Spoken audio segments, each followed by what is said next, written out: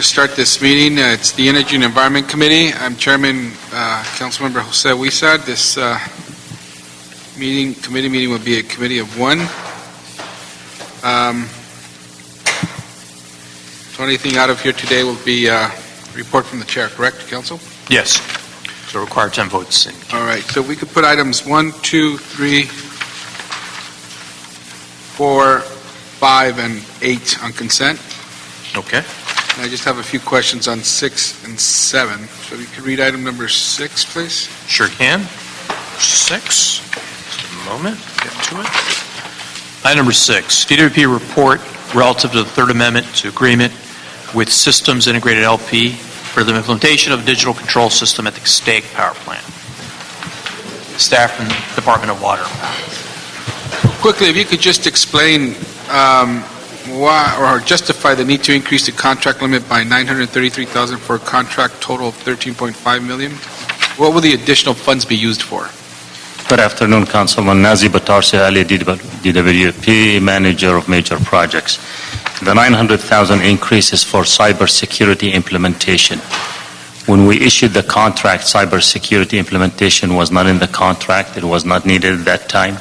But then revisions to cybersecurity rules and regulations changed, so we have to add cybersecurity into the contract. Okay, and so why did the board approve amendments 2 and 3 together? Okay, Amendment 2, because we're going to the City Council for approval on Amendment 3, but we need something to hold us over in case it get delayed past May 10th. That's when the contract expires. And if the contract expires, the contractor have to demob and remob again, and that will be at least about $200,000 cost to us, okay, and plus delay for the project. So one is a one-year contract extension, and the other is a concurrent 2-year extension. Exactly. And the one-year contract, we would not use that unless we have to. If we get approval before May 10th, then we will not use Amendment number 2. We'll only use Amendment number 3. Okay.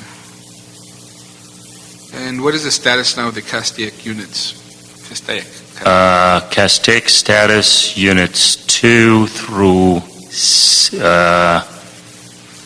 6 have been modernized, and this unit we are working on right now, Unit 1, plus the controls.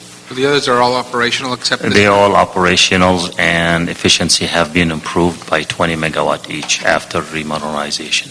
And any other equipment failures since the 2010 event? We had Unit 6 caught on fire, and that's part of the delay that on this project.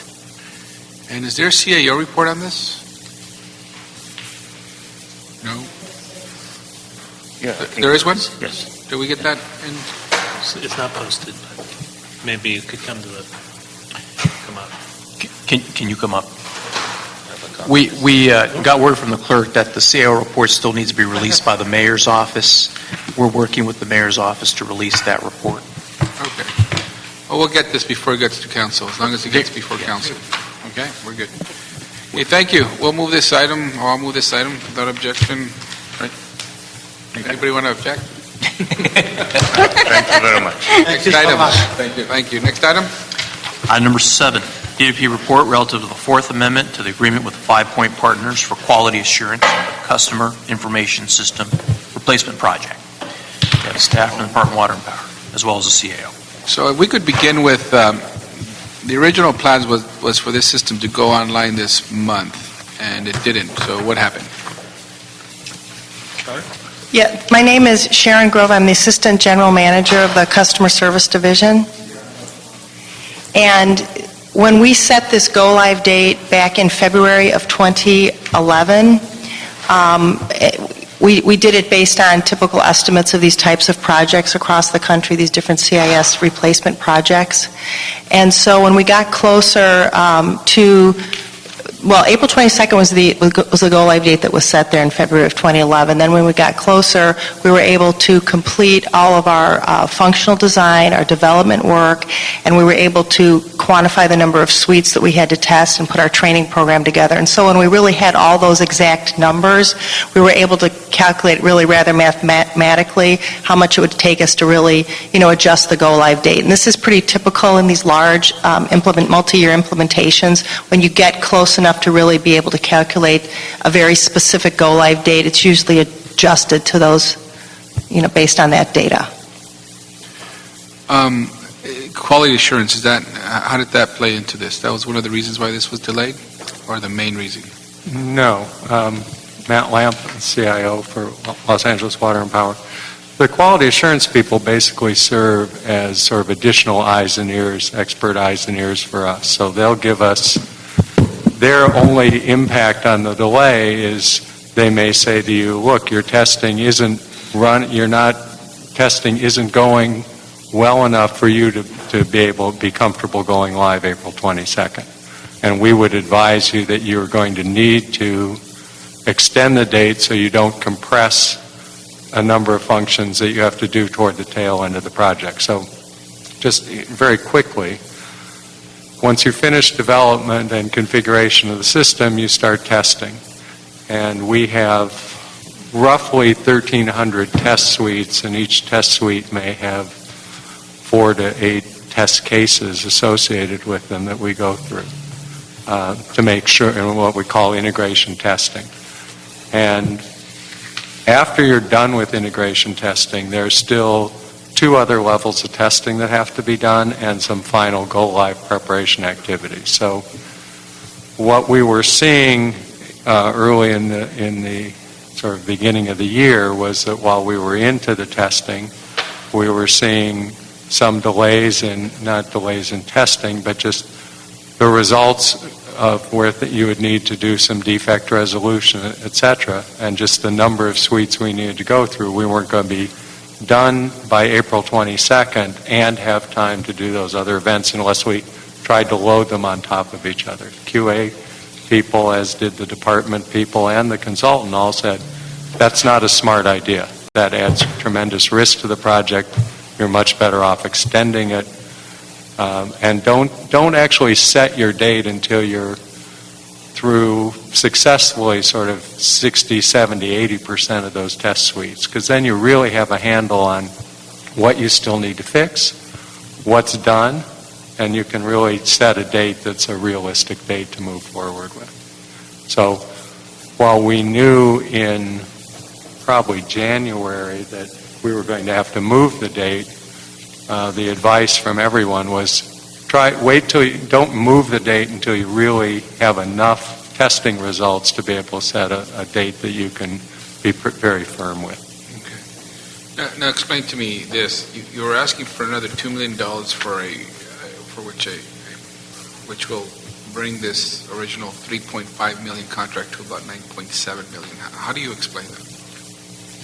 Why do we go from a original $3.7 million contract and now we're spending $9.7, and here we are, we're asking for another $2 million? How do we explain this? This is a project gone wrong. You were here when this was... Yeah.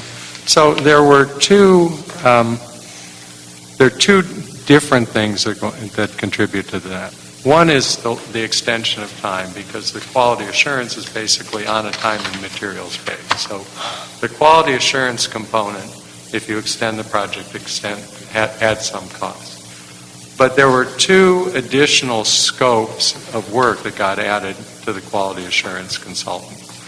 One was some specific experts to help us on sort of the things we were responsible for. So we had an expert in some of the solution architecture who really reported to us, and not just, so sometimes when our integrator would suggest something, we wanted to have an expert who could look at it and say, no, I think there's a better way, or tell us, yes, that really makes sense given the specifics of the system.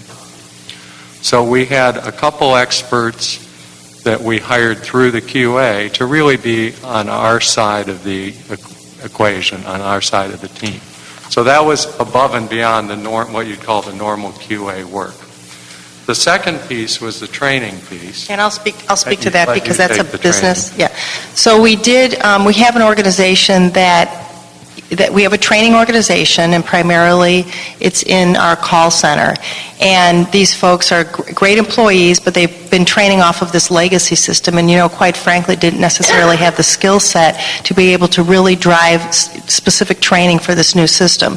And so what Five Point Partners has done for us, and I really can't speak more highly of the results we're getting, but they actually did a train the trainer. They set up the entire training program for us, and they did a train the trainer, and now they're just helping to continue to oversee the content, the content development and the training matrix. And so we're very, very far into the training at this point, and it's just and the trainers are the LADWP trainers are really, many of them are already up to speed on really how to train on this new system. So would this be the last amendment we see for this? For 5 Point, yes.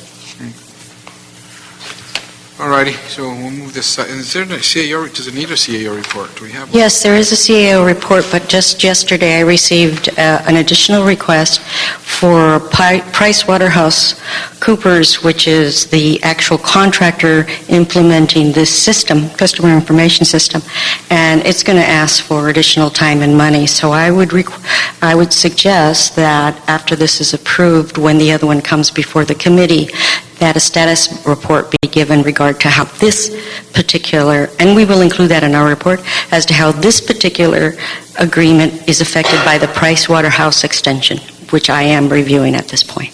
Okay, great, thank you. So we'll move this item and have that be a report of the chair to the council. Okay? we got Thank you. Thank you. Thank you, Councilman. And any more items? That completes your agenda. Thank you. Meeting adjourned. Thank you.